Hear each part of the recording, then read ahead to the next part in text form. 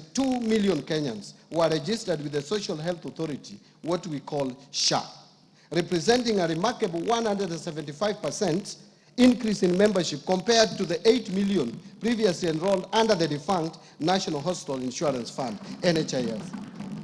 This marks a major milestone, Mr. Speaker, in our health sector reforms and brings us closer to our goal of equitable, affordable, and accessible health care for all. Fifth, in fulfillment of the commitment to deepen home ownership and close the housing gap, the government has facilitated the construction of affordable housing units across the country. Since September 2022, 2,379 affordable housing units have been completed across 4 counties, with another 11,000 units in the last stages of completion. The units have been advertised for sale to the public through the Bomayangu platform. And in addition, there are 148,465 units under active construction across the remaining 43 counties. As part of the program, the government is also supporting the development of institutional housing for the uniformed services and students. Mr. Speaker and honorable members, these efforts have created over 250,000 direct and indirect jobs for Kenyans. In addition, over 11 billion has been ring-fenced for Juakali and MSMEs to support local fabrication of steel doors, windows, and other construction materials. Sixth, to drive digital transformation and inclusion, the government has expanded last-mile fiber optic connectivity to 13,590 kilometers in 2025, up from 8,900 kilometers in 2022, an increase of 53%.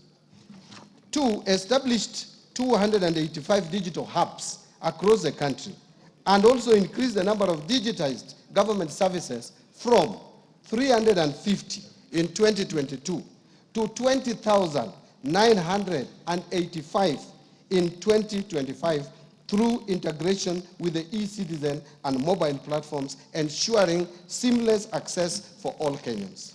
Seventh, to promote access to reliable and competitive energy, the government has expanded energy generation by installing an additional 167 megawatts of electricity from 3,076 megawatts in 2022 to 3,243 megawatts in 2025. This has enabled connection of 932,839 more customers to electricity. The system peak has increased from 2,149 megawatts of electricity in July 2022 to 2,316 megawatts of electricity in February 2025. The total number of customers connected to electricity has increased to 10 million in 2025 from 8.9 million in 2022. Eighth, to boost education and training outcomes in the country as a tool of creating equality in the society, the government has invested significant resources and implemented radical changes in the education sector. And these include resolving the uncertainty around the competency-based curriculum, CBC, launching of the Kenya Education Management Information System to consolidate all existing student registers from early childhood development to institutions of higher learning into a single centralized database. And three, rolling out of a new student-focused higher education focusing model with special emphasis for students from vulnerable families. Additionally, in order to improve the teacher-student ratio, the government has recruited 76,000 teachers, including junior secondary school teachers. Ninth, to enhance domestic and regional connectivity, boost rural productivity, improve urban informal settlements, and reduce urban congestion, this government has constructed an additional 1,574 kilometers of roads and 129 bridges from 2022 to April 30th, 2025. Further, the government has rehabilitated an additional 212 kilometers of roads and periodically maintained 126,177 kilometers of roads. 10, the government has also made significant progress in expanding social protection through the Inua Jamii Cash Transfer Program. From 2022 to 2025, the number of households with orphans and vulnerable children receiving support has increased by 65% to 428,421. Additionally, persons living with disabilities registered for support grew by 34% to 59,637. The number of senior citizens aged 70 years and above registered for social protection also rose by 66% to over 1.2 million. These efforts have provided stable incomes to the beneficiaries and reduced their dependency on relatives, enhancing their dignity and quality of life. Mr. Speaker and honorable members, notwithstanding these achievements, we are aware that a lot remains to be done in order to address the pressing challenges facing Kenyans. And Mr. Speaker, in this year's budget-making process, we accorded Kenyans an opportunity to share their views on how to address the economic challenges facing our country. In my various engagements at open barasas and in the media, Kenyans have been very resolute in voicing their concerns that include overtaxation and high cost of living, unemployment, need for protection of the poor and vulnerable, and more importantly, the need to reduce government expenditure and wastage of resources across the national and county governments. Mr. Speaker, I am alive to these domestic challenges facing Kenyans and the external factors such as geopolitical tensions and shifting global trade dynamics that lead to escalation of the cost of essential commodities in the country, requiring comprehensive responses by government. As you may recall, the social unrest precipitated by the Finance Bill of 2024 brought to the fore the importance of values and principles of governance as enshrined in our Constitution. In response and to win public trust, we have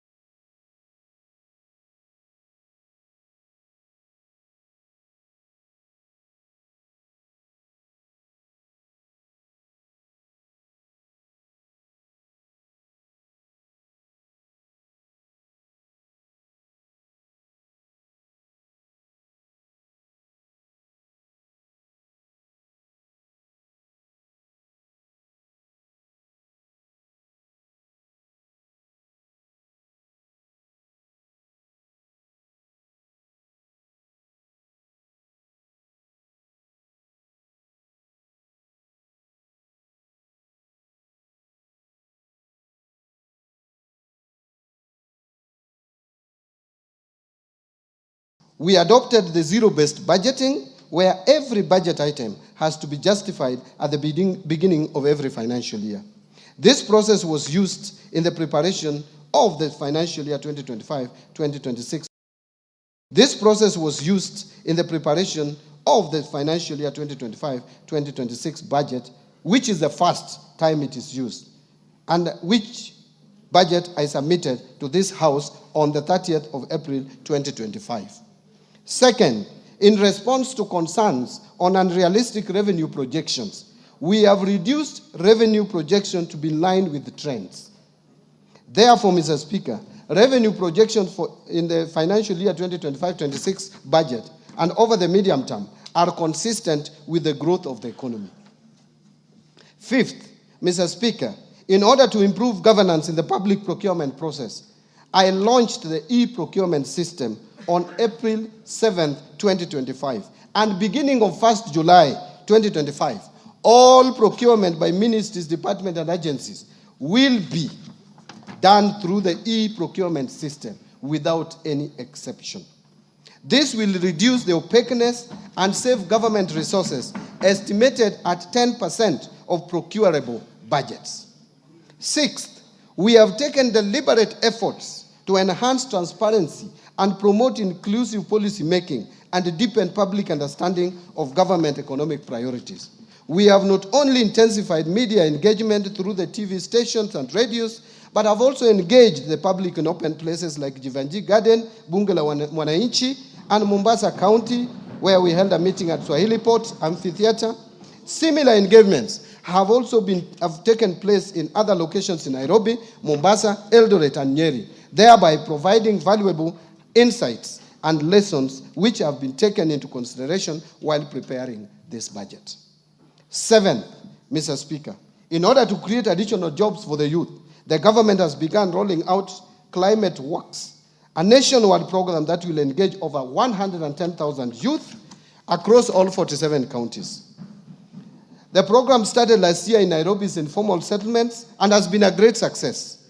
Now it is being expanded to the rest of the country.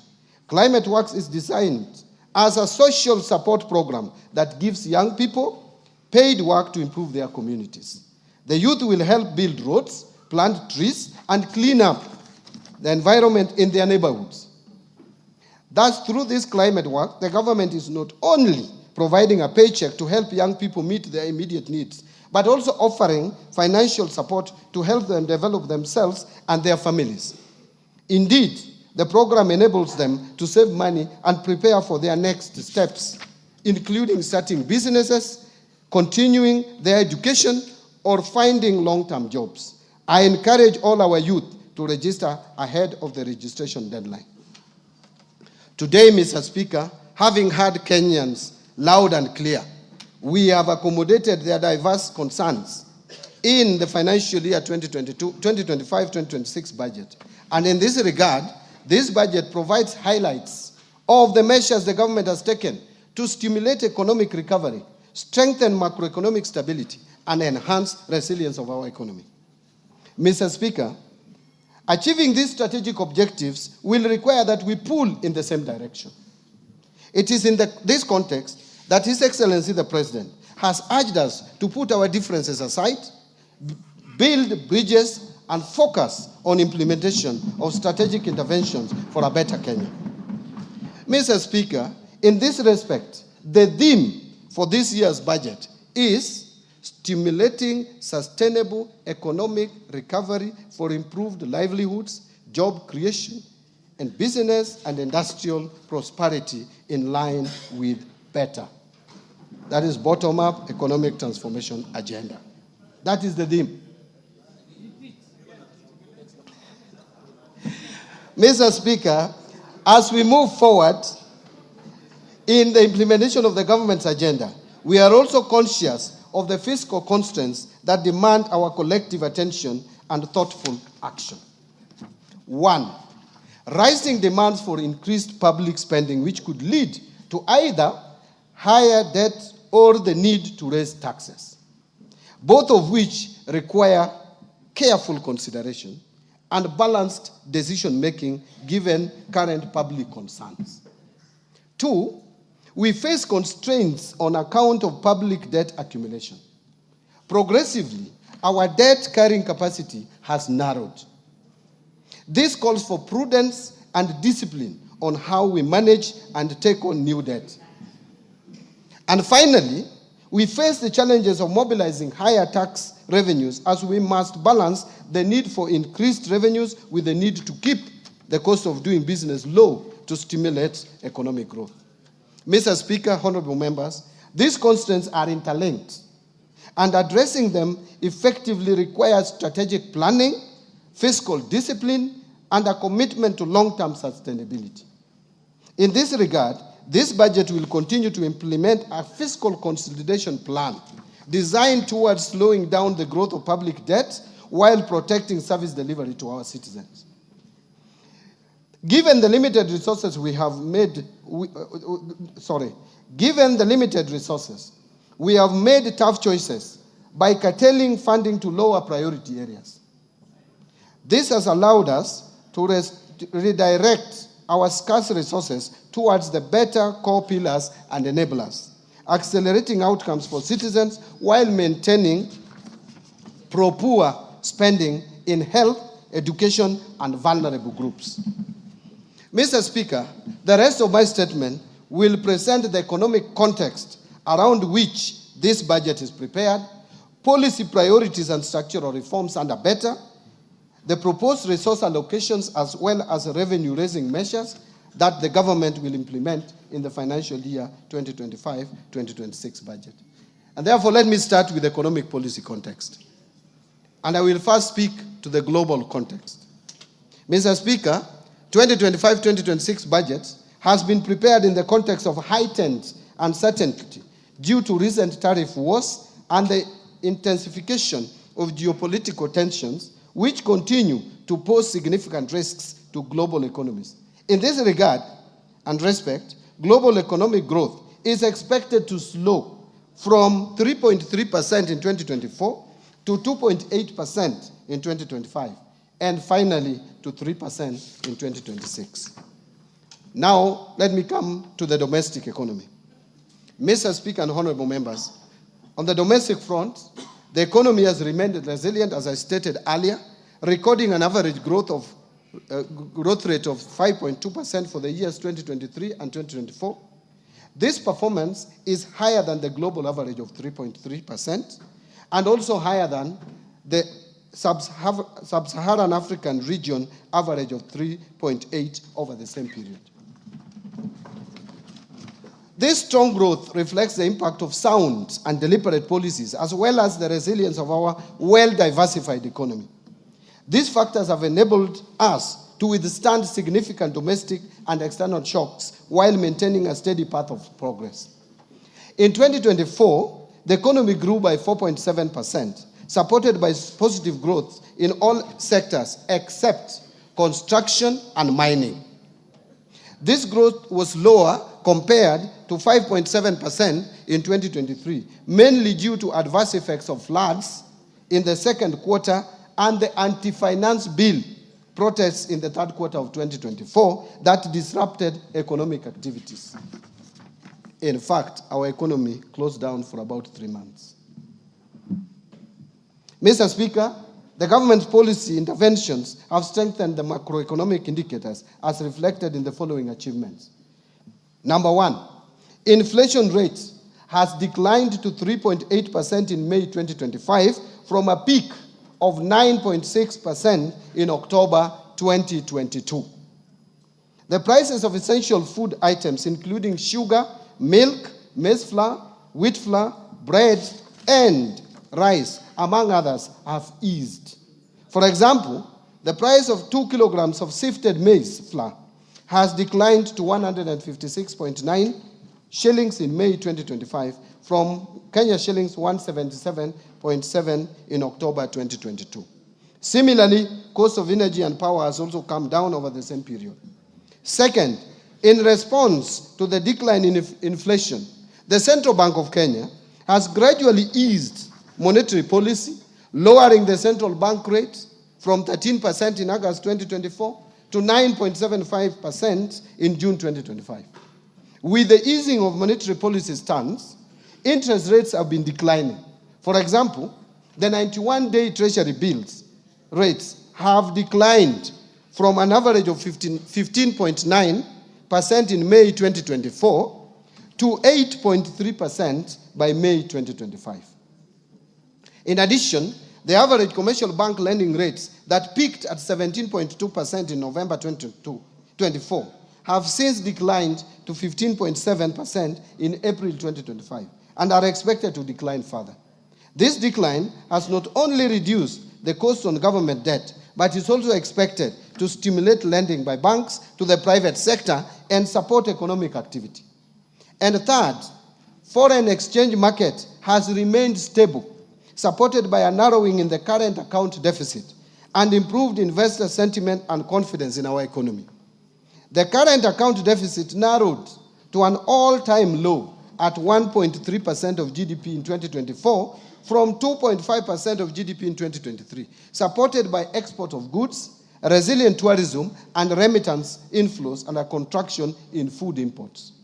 As a result, our foreign exchange reserves have increased to their highest levels and stood at US dollars 10.5 billion, which is equivalent to 4.7 months of import cover by 30th of May 2025, and continue to provide adequate cover and a buffer against any short-term shocks in the foreign exchange market. The exchange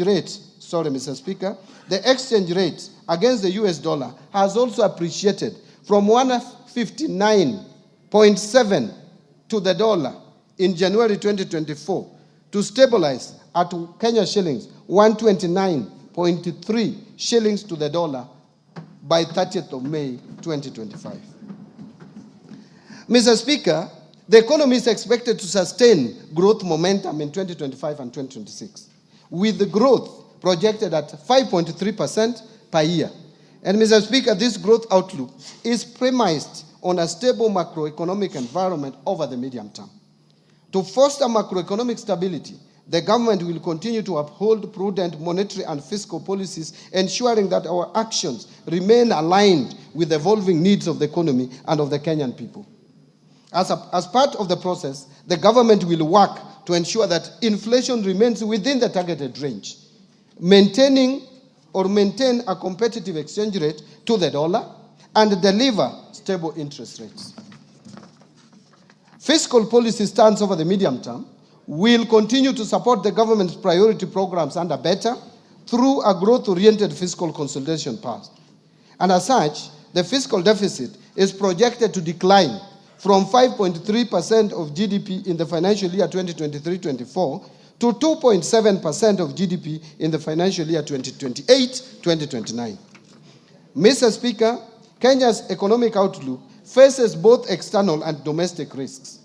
Globally, trade tensions, financial market volatility, and geopolitical conflicts could reduce Kenya's exports, tourism, and remittances, as well as raise costs of essential commodities.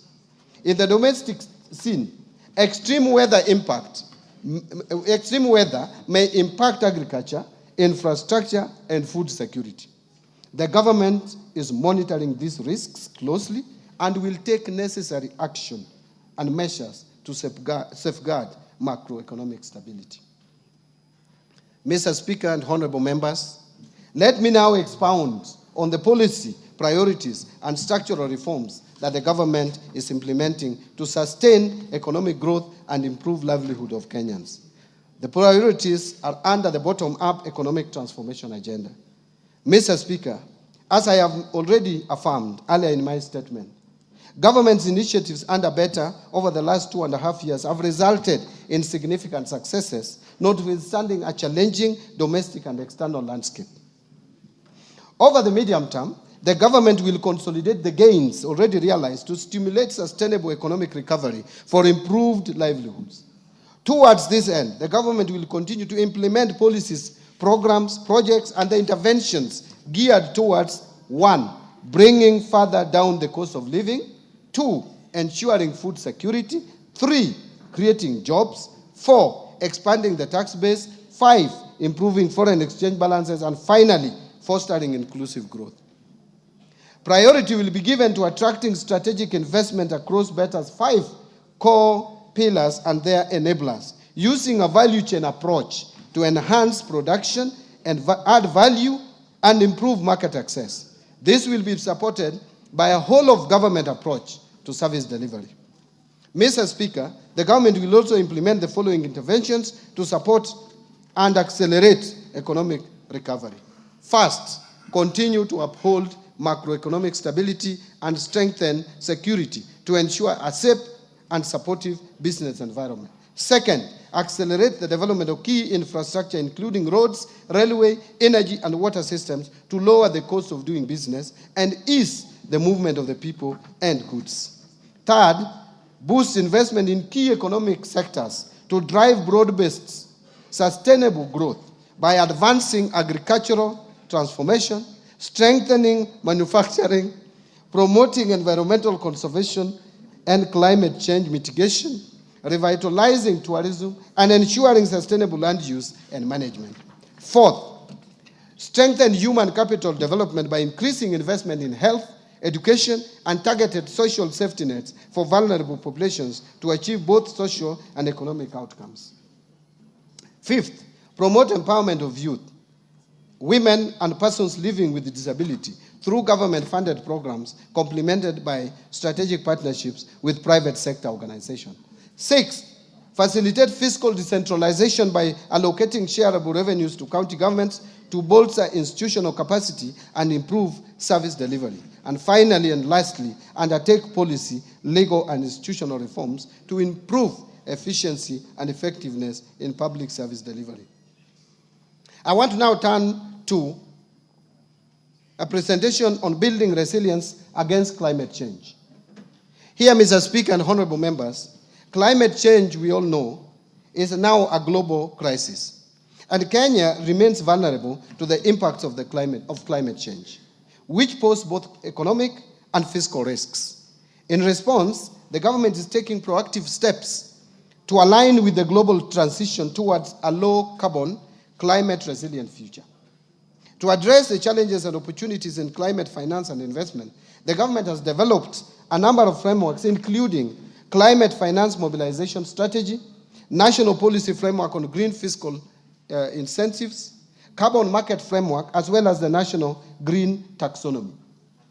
To diversify our financing sources, address budget deficits, and fund social and environmental sustainability projects, the government is developing a sustainability-linked bond framework that will allow the issuance of a bond.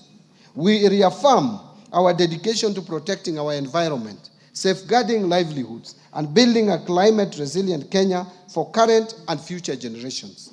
Mr. Speaker, as a country, we continue to experience challenges of disaster occurrences, mainly due to weather variability and climate change.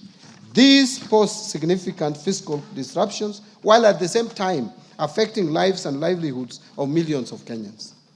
Mr. Speaker, in order to have a financing framework to manage disaster risks, the government is finalizing the development of the Public Finance Management Disaster Risk Management Fund regulations of 2025. The regulations seek to establish a dedicated fund for addressing 4 cycles of disaster risk management, namely preparedness, mitigation, response, and recovery. Allow me now to turn to policy and legal institutional reforms.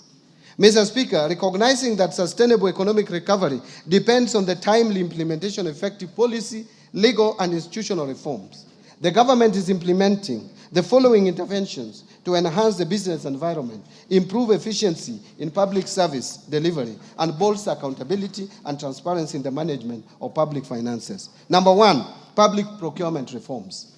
Mr. Speaker, to streamline public procurement, we developed the Public Procurement and Asset Disposal Amendment Bill of 2024, which is currently in Parliament for enactment. The bill seeks to enhance transparency and accountability, strengthen the role of the regulator to enforce standards, compliance, and sanctions for non-compliant procuring entities, promote the use of local content, and align with international best practices. I urge the honorable members to fast-track this enactment. Its enactment. Mr. Speaker, in order to fully automate public procurement and asset disposal processes, I launched the end-to-end e-government procurement system in April 2025. The e-government procurement system is a complete departure from the manual processes, and will lead to increased bidder participation, enhanced efficiency in processing of procurement requests, and increased authenticity of procurement documents through integration with various government systems. Mr. Speaker, the rollout of the e-procurement system is scheduled for July 2025.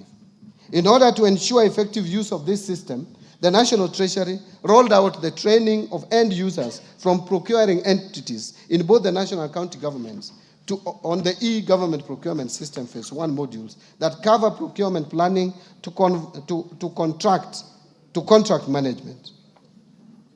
We have since trained suppliers, and to date, 400 e-government procurement system end users comprising public finance management staff and suppliers from both the national and county governments have been trained in readiness for full rollout in July 2025.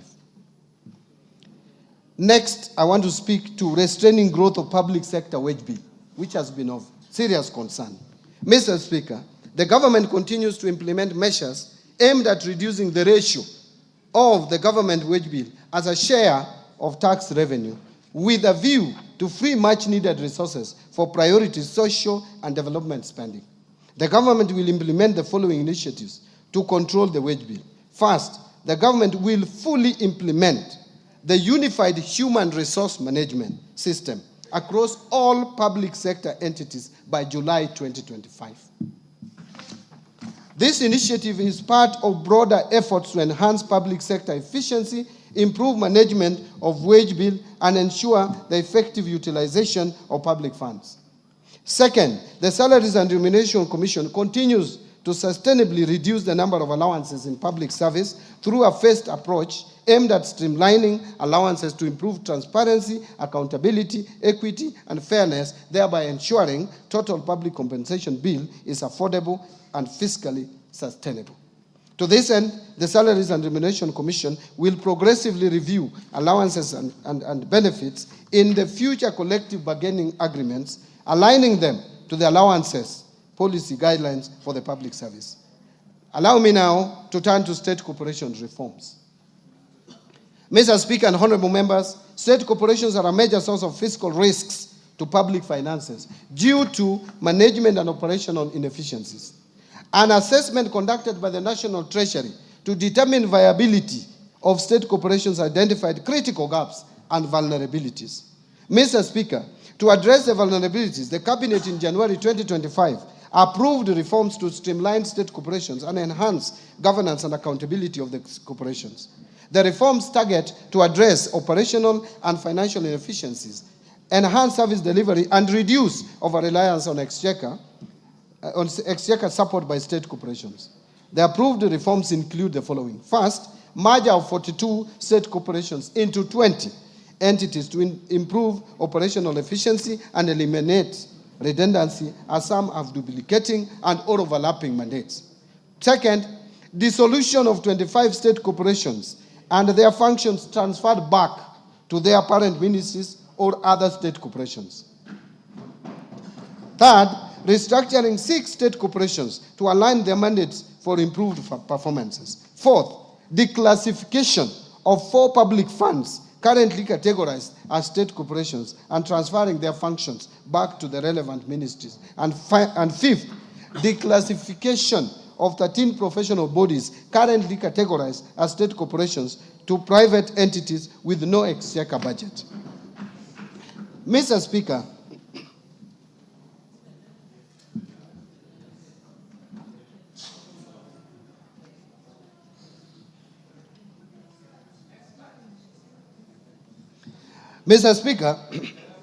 thank you. Mr. Speaker, in order to enhance operational efficiency, improve governance and ownership of state corporations, the government developed the Government-Owned Enterprises Bill of 2024. The bill is part of broader efforts by the government to streamline public enterprises, reduce fiscal risks, and enhance service delivery to citizens. The bill is currently before this August House for consideration. Thank you. I urge honorable members to favorably consider the bill to enable its enactment. Mr. Speaker, in order to secure the uptake of cotton production, while also providing alternative linked supplies for local apparel manufacturers, the Cabinet approved the revival and commercialization of Rivertex East Africa Limited by onboarding non-equity strategic partners. Mr. Speaker, on sugar sector reforms, His Excellency the President reaffirmed his commitment during this year's Madaraka Day celebrations to ensure the prompt payment of sugarcane farmers. The government has also taken practical steps to deliver its promise to modernize the mills and transform these once struggling factories into productive, sustainable enterprises. Currently, 4 state-owned sugar factories, Chemelil's Sugar Company, Muhoroni's Sugar Company, Nzoia's Sugar Company, and South Nyanza Sugar Company, which is also known as Sony, have been placed under competitive leasing arrangements. This initiative is expected to enhance efficiency, restore profitability, and protect the livelihoods of farmers. Let me now turn to pending bills. Mr. Speaker, the government remains committed to resolving the long-standing issues of pending bills dating back to 2005 as part of broader efforts to strengthen public financial management and restore confidence in government processes. In this respect, the Pending Bills Verification Committee that was appointed in September 2023 is currently finalizing its report for submission by end of this month. Since its inauguration, the committee received a total of 65,625 pending bills claims valued at over 571.6 billion. The committee has analyzed 57% of the bills received valued at 522 billion. The 57% is in terms of numbers. Out of this, a total of 229 billion has been recommended for settlement. Once the committee submits its report, we shall submit the recommendations to Cabinet for approval to settle the pending bills. Let me now speak to national assets and inventory management reforms. Mr. Speaker, in order to promote prudent management of public assets and liabilities, the National Treasury digitized assets in the assets and inventory management modules in the IFMIS for use by both national government and county governments. Already, 52 state departments have gone live on the IFMIS asset module and are at various stages of uploading their registers for 6 asset categories, namely land, building, motor vehicles, ICT equipment, office equipment, and furniture and fittings. In addition, a roadmap is in place to roll out the module to the county government, and this reform will enable accounting officers have visibility of all assets and inventory under their control and facilitate optimal assets utilization. Mr. Speaker and honorable members, to enhance the management and utilization of public assets, the government is developing a policy on public sector asset valuation. The policy will support accurate financial reporting, strengthen fiscal discipline, and inform evidence-based public investment decisions. In addition, the government will develop framework to facilitate identification of public sector assets, and this will ensure accuracy and completeness of assets register, which are critical for transition to accrual basis of accounting. On financial sector reforms, Mr. Speaker, the banking sector has remained stable and resilient with a strong asset base, which grew by 1.5% from 7.6 trillion in April 2024 to 7.7 trillion in April 2025. To anchor the banking sector to continue playing its role in Kenya's socio-economic transformation, various reforms have been implemented, which include, first, the Central Bank of Kenya lifted the moratorium on licensing of new commercial banks in Kenya in April 2025. This is expected to attract foreign direct investment in the sector, resulting in competition and consequently reduced lending rates. Second, to promote the greening of banking sector, Central Bank of Kenya in April 2025 issued the Kenya Green Finance Taxonomy and the Climate Risk Disclosure Framework for implementation by the sector. The Kenya Green Finance Taxonomy is a tool to classify whether particular economic activities are green or environmentally sustainable and promote the transition to a low-carbon economy. The Climate Risk Disclosure Framework is aimed at enabling banks to integrate climate-related risks into their governance, strategy, risk management, and disclosure frameworks. It is also intended to enable banks to leverage on business opportunities from efforts to mitigate and adapt to climate change. And third, issuance of guidelines on global liquidity standards and leverage ratios. The Central Bank of Kenya in April 2025 issued guidelines on liquidity coverage ratio, net stable funding ratio, and leverage ratio for the banking sector. These guidelines will enhance the banking sector's liquidity and capital frameworks to promote greater financial stability and resilience, thereby ensuring that banks have the ability to withstand unexpected shocks, maintain stable funding, and manage their risk profiles effectively. Mr. Speaker, the Central Bank of Kenya, in collaboration with the National Treasury and other stakeholders, are developing the National Financial Inclusion Strategy for the period covering 2025 to 2028. The strategy provides a consolidated framework for advancing financial inclusion agenda to meet the needs of all Kenyans through deepening access and usage of financial services, enhancing quality of affordable financial products that meet consumer demands. Mr. Speaker, to strengthen digital finance in Kenya, the government will continue to implement the National Payment Strategy for the period 2022 to 2025 and fast-track finalization of a national policy on digital finance. In order to reform and modernize the national payment system, Central Bank of Kenya is doing the following. 1. Undertaking a comprehensive review of the national payment system legal and regulatory framework. 2. Implementing a fast payment system that seeks to address persistent challenges in interoperability, affordability, and the high cost of digital transaction. And 3rd, effective 1st July 2025, the Kenya Electronic Payment and Settlement System will transition to a 24/7 settlement capability. This will support round-the-clock trade, enable faster clearing of government payments, facilitate real-time business-to-business transactions, and provide greater flexibility for consumers and financial institutions. Mr. Speaker, following the grey listing of the Republic of Kenya by the Financial Action Task Force in February 2024, the government has continuously addressed the technical deficiencies identified in Kenya's Mutual Evaluation Report, which was published by Eastern and Southern Africa Anti-Money Laundering Group in September 2024. Mr. Speaker, as you are aware, one of the technical deficiencies identified in the Kenya's Mutual Evaluation Report was lack of a policy and regulatory framework to the virtual assets and virtual assets service providers. In order to regulate this sector, the government has developed the Virtual Asset Service Providers Bill 2025, which is currently before Parliament. Again, I urge honorable members to fast-track its enactment. On capital markets development, to further deepen the capital markets, the government continues to review the legal and regulatory framework to address emerging issues in the sector. In particular, the government overhauled the public officer regulations and collective investment schemes regulations to spur uptake of products while ensuring that investors are protected.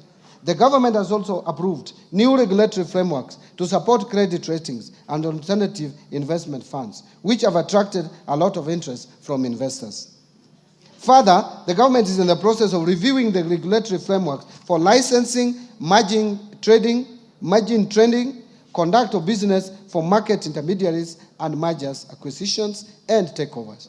Once in place, these regulations will reinvigorate capital markets activity and make our capital markets more facilitative and efficient. Mr. Speaker, to diversify the government sources of financing, a Sukuk bond has been issued while other Sharia-compliant products are in the pipeline. The first Sukuk bond raised 3.2 billion, which has been effectively deployed in the affordable housing program and pension reforms. Mr. Speaker, in the Tax Laws Act, now I turn to the pension reforms. Mr. Speaker, in the Tax Laws Amendment Act 2024, we introduced a number of incentives aimed at increasing disposable income to our senior citizens once they retire. And I thank this Honorable House for passing this Tax Laws Amendment Bill in December.